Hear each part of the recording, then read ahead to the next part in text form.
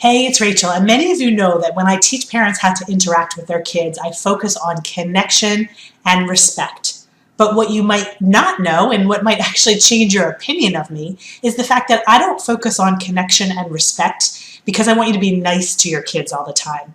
I also don't focus on those two things because I think we need to be positive all the time. The reason I tell you to focus on respect and connection is because if you want your kids to listen to you more, if you want your kids to come to you when they're in dangerous situations, if you want your kids to just do what they're supposed to do when you ask them to do it, you have to lead with connection and respect. The truth is that loyalty, or kids who are going to listen to you and do what you ask them to do, comes from a balance of firmness. You certainly have to be firm and consistent, but you also have to balance that firmness with connection and respect. The truth is that we don't really act as well for people we don't feel are on our side. It actually has evolutionary purposes and biological purposes for us to really be more loyal to the people who treat us with respect and connection.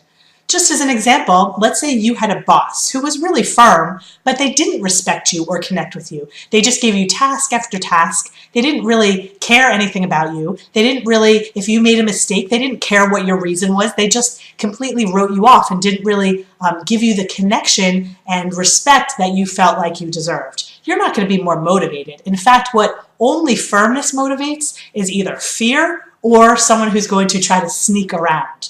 So respect and connection are really important if you want to get your kids to listen to you, even something as small as, can you please clean up after yourself? But what if you try to connect with your child and they simply don't respond, and they still continue to do they still continue to do the thing you don't want them to do, or they don't listen to you? So here are a couple of things I want you to think about if you make those connections and it doesn't have any effect. The first thing to think about is, did you really make a connection? Because a lot of us will say things like, I know you don't want to go to your grandmother's party, but we have to, so. So we think we're making a connection because we state their perspective, and then we bring in the word but. And that word but really undoes any connection we've made, because it basically says, I know what your perspective is, and I don't care.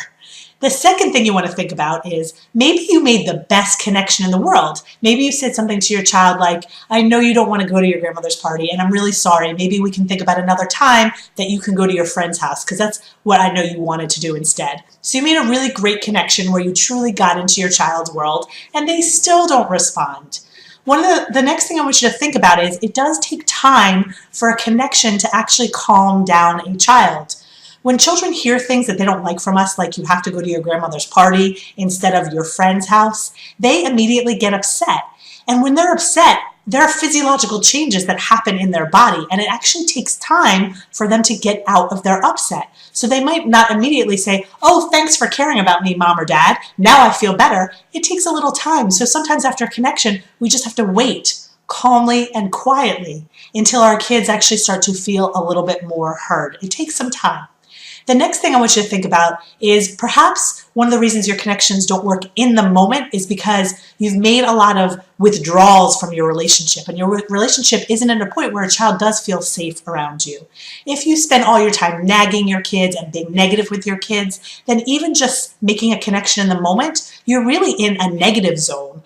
And they can't actually feel the effects of the connection because it's just too negative. If you actually quantify your interactions with them, if most of them are negative and there are only a few positive interactions, they're in the negative zone, and one small connection isn't going to have the difference that you want.